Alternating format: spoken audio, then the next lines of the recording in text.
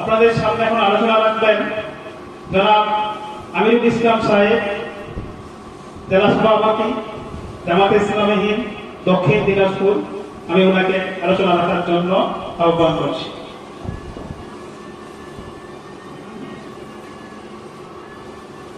আসসালামু আলাইকুম ওয়া রাহমাতুল্লাহ। আলহামদুলিল্লাহি রাব্বিল আলামিন ওয়াস সালাতু ওয়াস সালামু আলা রাসূলিল কারীম ওয়া আলিহি ওয়া সাহবিহি আজমাইন ইলা ইয়াউমিদ্দিন। আউযু বিল্লাহি মিনাশ শাইতানির রাজীম। বিসমিল্লাহির রহমানির রহিম।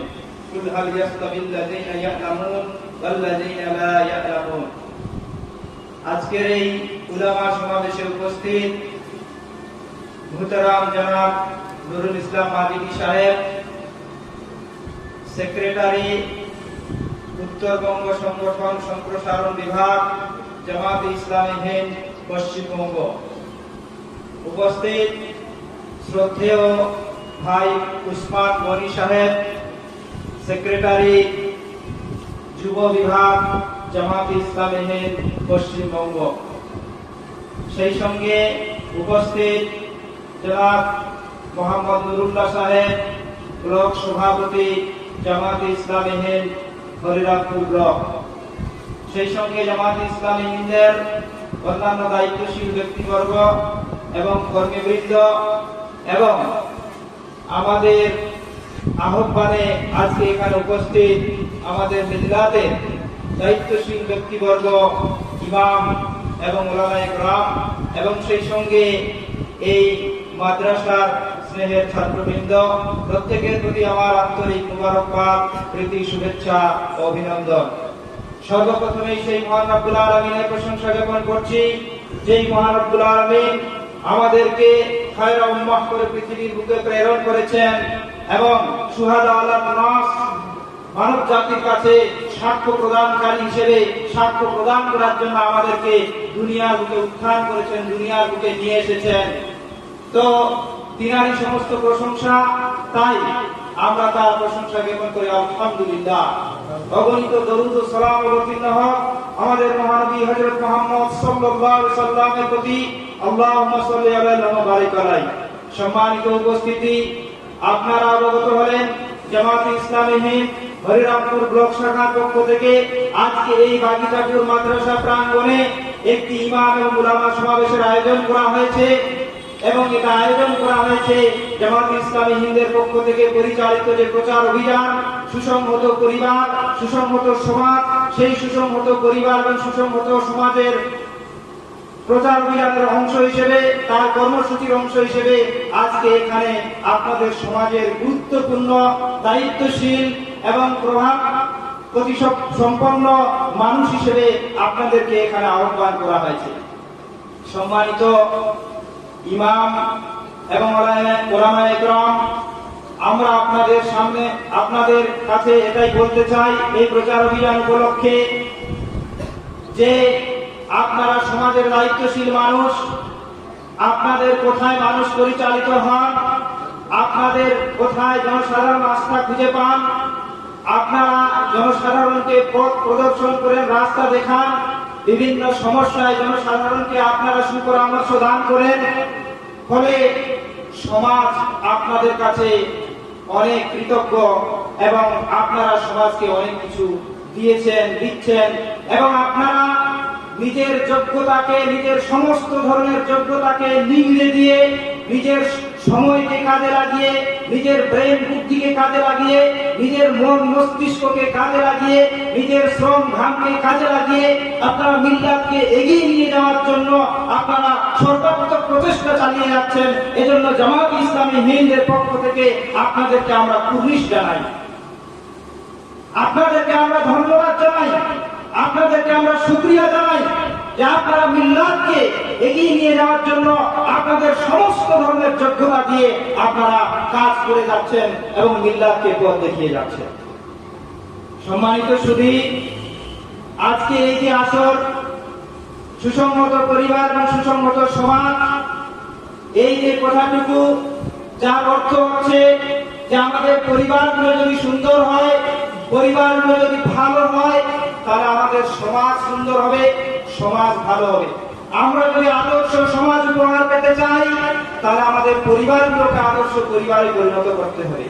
সম্মানিত সুধী, আপনাদেরকে জ্ঞান দেওয়ার জন্য, আপনাদের সামনে ওয়াজ নসিহত করার জন্য, আপনাদেরকে হেদায়েত দেওয়ার জন্য, আপনাদেরকে পরামর্শ দেওয়ার জন্য আমরা এখানে উপস্থিত হইনি। সে যোগ্যতা আমাদের নেই, সে যোগ্যতা আমাদের নেই।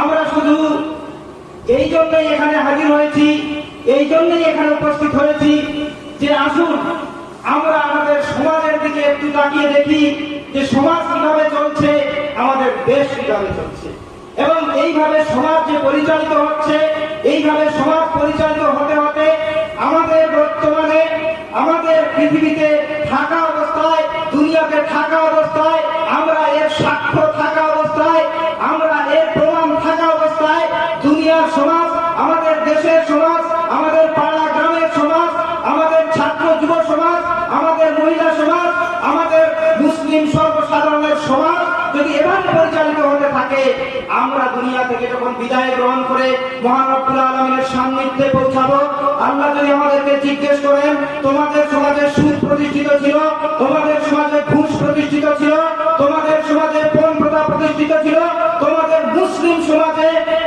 প্রত্যেকটা বাড়িতে সুদ ঢুকে গিয়েছিল, তোমাদের মুসলিম পরিবারগুলোতে ফ্যামিলি প্ল্যানিং বা পরিবার পরিকল্পনায় অংশগ্রহণ করে সন্তান কমানোর, সন্তান হত্যা করার কার্যকলাপ তোমাদের সমাজে প্রতিষ্ঠা লাভ করেছিল, তোমাদের সন্তান সন্ততিদের দ্বীনি তালিম তরবিয়ত শিক্ষা দীক্ষা, কোরআন হাদিসের শিক্ষা, তালিম তরবিয়ত চরিত্র আদর্শের শিক্ষা, এগুলোর ব্যাপারে তোমাদের সন্তান সন্ততিদের ব্যাপারে সমাজ কোনো ভূমিকা পালন করেনি, সমাজে সেই ধরনের চিত্র থাকেনি, সমাজে সে ধরনের পরিবেশ গড়ে ওঠেনি। আর তোমরা সমাজের আলেম ছিলে, তোমরা সমাজের ইমাম ছিলে, তোমরা সমাজের ওলামায়ে কেরাম ছিলে, আজকে আমার সামনে এসে এখন বলো তোমরা তোমাদের কি দায়িত্ব পালন করেছো। সম্মানিত সুধী, আমাদের সমাজে কি সুদ নেই? আছে। আমাদের সমাজে কি ঘুষ আছে? আমাদের মুসলিম বিয়েগুলোতে কি পণ প্রথা, যৌতুক প্রথা, লেনদেন আছে? আমাদের ছেলেমেয়েরা ইসলামী তালিম তরবিয়ত আদব কায়দা নিয়ে কি বড় হচ্ছে?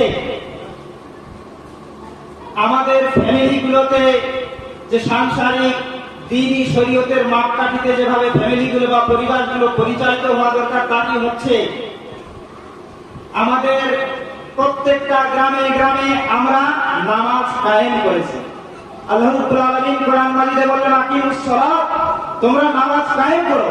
প্রত্যেক গ্রামে মসজিদ তৈরি হয়েছে, প্রত্যেক পাড়ায় মসজিদ তৈরি হয়েছে। আলহামদুলিল্লাহ, মাশাআল্লাহ, আমরা সে সমস্ত জায়গায় নামাজ কায়েম করেছি। দিনে 5 ওয়াক্ত আযান হচ্ছে, সে আযানের ধ্বনি শুনে সে মসজিদে হাজির হয়ে আমরা আল্লাহর ইবাদত আদায় করছি, ইবাদতের সঙ্গে সম্পৃক্ত বা যুক্ত হচ্ছি।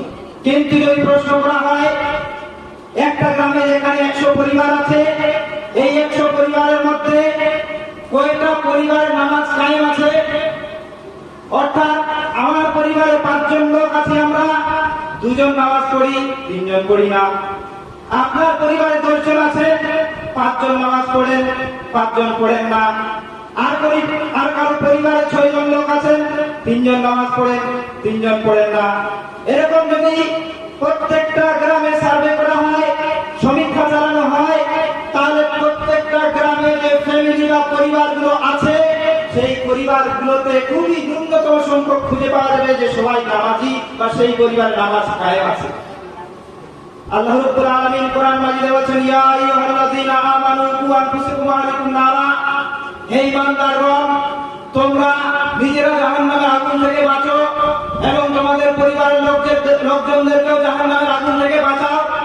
আমরা যখন দুনিয়া থেকে বিদায় গ্রহণ করে আল্লাহ রাব্বুল আলামিনের কাছে পৌঁছে যাব, কিংবা কাল কিয়ামতের দিন আল্লাহ রাব্বুল আলামিন যখন আমাদের কাছে প্রশ্ন করবেন, প্রত্যেকটা বাড়ির গার্জিয়ানকে প্রশ্ন করবেন যে তোমার বাড়িতে 10 জন মানুষ ছিল, 10 জনের মধ্যে তোমরা স্বামী স্ত্রী মাত্র 2 জন নামাজ পড়তে, বাকি তোমাদের ছেলে মেয়ে ভাই বোন কেউ নামাজের সঙ্গে সম্পৃক্ত ছিল না। বাড়ির কর্তা হিসেবে তুমি কি দায়িত্ব পালন করেছিলেন তাদের তালিম তরবিয়তের ব্যাপারে? নবী করিম সাল্লাল্লাহু আলাইহি সাল্লাম বুখারী শরীফে এক হাদিস বর্ণনা করছেন, আব্দুল্লাহ ইবনে ওমর সে হাদিস বর্ণনা করছেন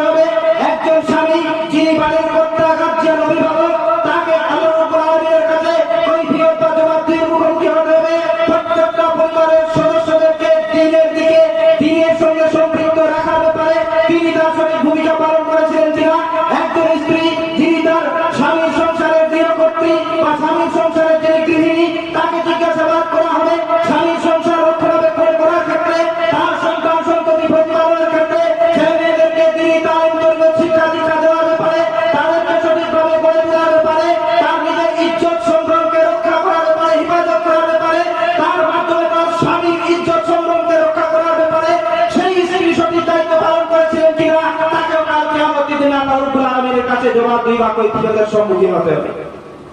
সম্মানিত সুধী, আজকে আমরা এখানে ইমাম এবং ওলামাদেরকে আহ্বান জানিয়েছি যে আমরা মনে করি যে এই সমস্ত বিষয়ে আমাদের সমাজের আমাদের যে পরিবারগুলো আছে এই পরিবারগুলোতে কিন্তু মোটেও সচেতন অবস্থা বা সচেতনতা বোধ আমাদের মধ্যে নেই।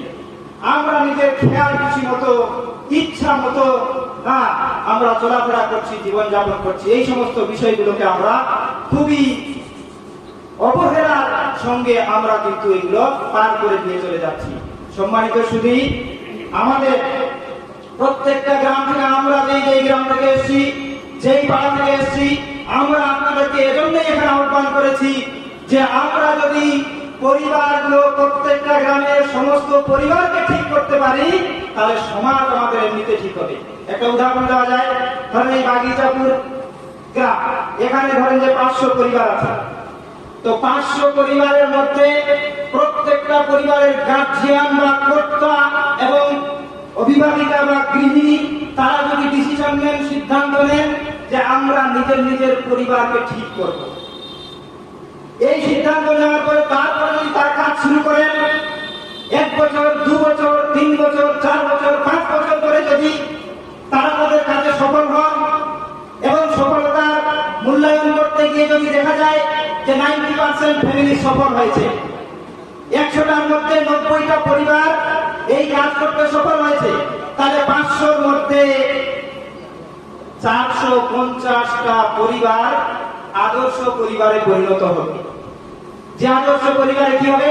সবাই নামাজি হবে, সবাই সৎ হবে, সবাই সৎ চরিত্রবান হবে, সবাই ইলম হাসিল করবে, শিক্ষা অর্জন করবে, তিনি তালিম তরবিয়ত নেবে।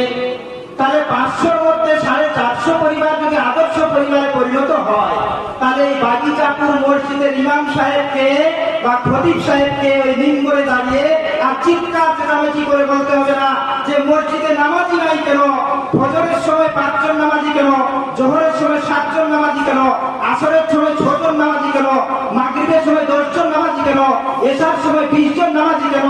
তাকে আর মিম্বরে দাঁড়িয়ে চিৎকার চেঁচামেচি করতে হবে না, হতাশা প্রকাশ করতে হবে না, নিরাশা প্রকাশ করতে হবে না, মসজিদ কিপ কিপ করবে, এমনিতেই ভর্তি হয়ে যাবে। তাহলে একটা পয়েন্টে আমি আপনাদেরকে উদাহরণ দিয়ে বোঝানোর চেষ্টা করলাম যে আমাদের পরিবারগুলোতে যদি আমরা কাজ শুরু করি আমাদের সমাজ কিন্তু সুন্দর হয়ে উঠবে। সেজন্য জামাত ইসলামী হিন্দ জনসাধারণের কাছে এই বার্তা দিতে চাইছে যে আসুন আমরা আমাদের পরিবারগুলোকে ঠিক করার জন্য নিজের পরিবারের কাজ শুরু করি এবং ওলামায়ে কেরাম এবং ইমাম সাহেবদের কাছে আমাদের আবেদন যে আপনারা যে যেখানে দায়িত্ব পালন করছেন, আমি বললাম যে আপনাদের এই দায়িত্বের জন্য আমরা জামাত ইসলামী হিন্দ আপনাদেরকে কুর্নিশ জানাই, আপনাদেরকে স্বাগত জানাই, আপনাদেরকে অভিনন্দন জানাই, আপনাদেরকে ধন্যবাদ জ্ঞাপন করে, শুকরিয়া জ্ঞাপন করে যে আপনারা ন্যূনতম পারিশ্রমিক, ন্যূনতম বিনিময়ের, ন্যূনতম ভাতার বিনিময়ে আপনারা অনেক বড় এবং বেশি দায়িত্ব পালন করে যাচ্ছেন। তো এর সঙ্গে সঙ্গে আমাদের আবেদন যে আমরা সমাজকে সচেতন করার জন্য এ ব্যাপারে একটু আরো নড়ে চড়ে বসি এবং আমাদের সমাজের মানুষকে এ ব্যাপারে সচেতন করি এবং সচেতন করে তোলার চেষ্টা করি যাতে করে পরিবারগুলোকে সুন্দর করার মাধ্যমে সমাজকে সুন্দর করা যায়। এ হচ্ছে আমাদের আবেদন। আল্লাহ রাব্বুল আলামিন আমাদেরকে এই সমস্ত কাজের সঙ্গে সম্পৃক্ত হয়ে আমাদের দায়িত্ব পালন করার তৌফিক দান করুন। আমিন। ওয়া আখিরু দাওয়ানা আলহামদুলিল্লাহি রাব্বিল আলামিন। আসসালামু আলাইকুম ওয়া রাহমাতুল্লাহ।